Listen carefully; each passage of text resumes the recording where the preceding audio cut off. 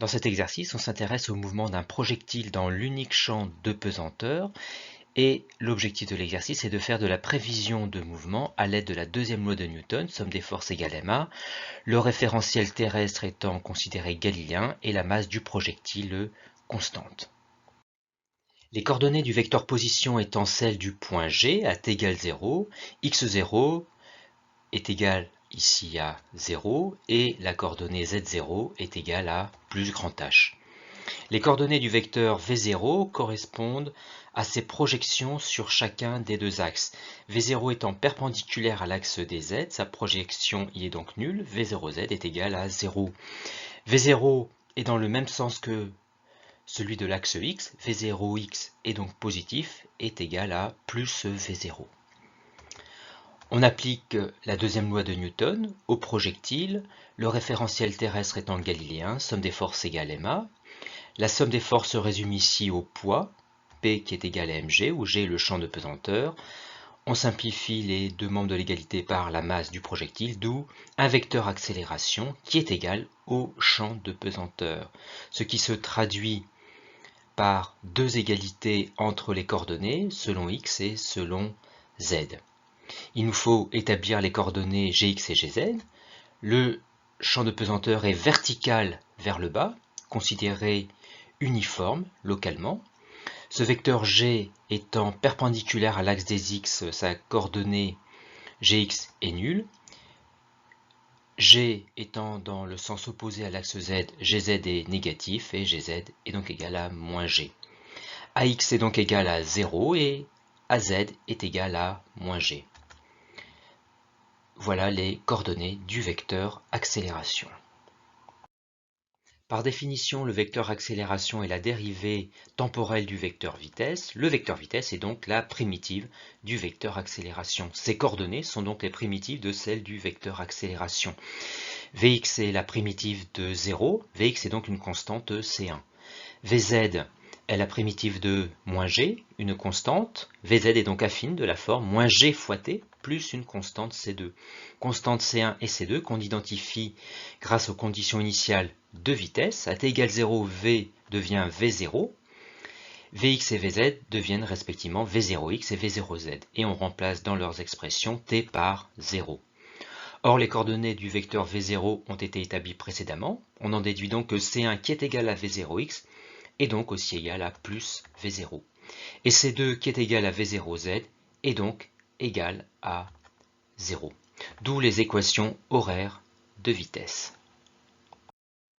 Par définition, le vecteur vitesse étant la dérivée temporelle du vecteur position, le vecteur OG est donc la primitive du vecteur vitesse. Ces coordonnées sont donc les primitives de celles du vecteur vitesse. X est donc la primitive de plus V0, qui est une constante. X est donc affine de la forme plus V0 fois t plus une constante C3. Z est la primitive de Vz, c'est-à-dire moins gt, qui est une fonction affine. Z est donc un polynôme du second degré de la forme moins g sur 2t carré plus une constante C4.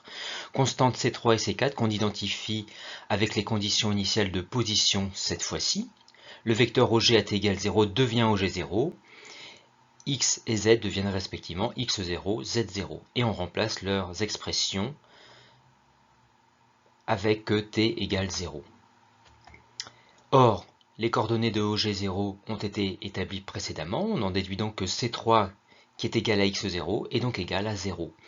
Et que C4 qui est égal à Z0 est égal à plus grand H. D'où les équations horaires de position. Pour connaître le mouvement selon l'axe X du projectile, on regarde l'équation horaire de vitesse Vx, et Vx est une constante. Cela signifie que le mouvement est uniforme selon l'axe OX, ce qui revient à dire que l'ombre du projectile au sol a un mouvement rectiligne et uniforme.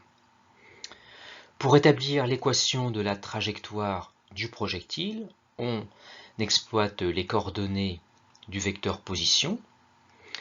On isole dans un premier temps le temps dans x de t, d'où t égale x sur v0, et on remplace l'expression de t dans z de t pour obtenir z de x, qui va être l'équation de la trajectoire. D'où moins g sur 2 fois x sur v0 au carré plus grand h. On arrange la forme pour faire apparaître la forme ax carré plus grand h d'un polynôme du second degré qui traduit une trajectoire parabolique. Et comme ici, le coefficient de x carré est négatif, cette parabole est orientée vers le bas. Trajectoire que l'on représente qualitativement sur le schéma. On souhaite déterminer ici la valeur V0 du projectile telle que lorsqu'il retombe au sol, c'est-à-dire lorsque z égale 0, alors x est égal à grand D égale à 100 mètres. Il faut donc utiliser l'équation de la trajectoire qui relie z et x. Quand z égale 0, x est égal à grand D. Et l'objectif ici est d'isoler V0. On isole dans un premier temps le terme contenant V0 carré. Ici, pour isoler 1 sur V0 carré, on va multiplier les deux membres de l'égalité par 2 et diviser les deux membres de l'égalité par G d carré. D'où 1 sur V0 carré égale 2 fois grand H divisé par G fois d carré. On prend l'inverse de cette égalité, d'où V0 carré égale G d carré sur 2 grand H. Et enfin, on prend la racine carrée de l'expression pour obtenir celle de V0. On vérifie que cette relation est homogène à l'aide des unités. À l'intérieur de la racine carrée, G étant mètre seconde moins 2, grand D étant mètre et grand H étant mètre.